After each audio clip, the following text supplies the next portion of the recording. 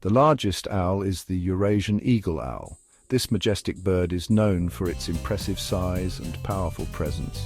It has a wingspan of up to 6 feet, making it one of the most formidable predators in the avian world.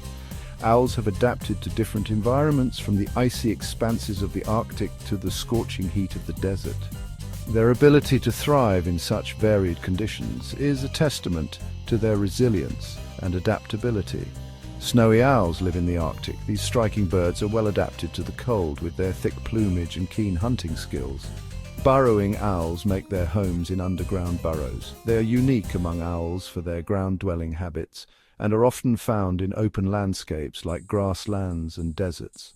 Owls have played important roles in human cultures for centuries. They are often seen as symbols of wisdom, mystery, and even omens. In ancient Greece, the owl was associated with Athena, the goddess of wisdom. The owl's keen sight and nocturnal nature made it a fitting symbol for the goddess. Native American cultures have diverse beliefs and stories about owls. In some tribes, owls are seen as protectors, while in others, they are considered messengers or omens.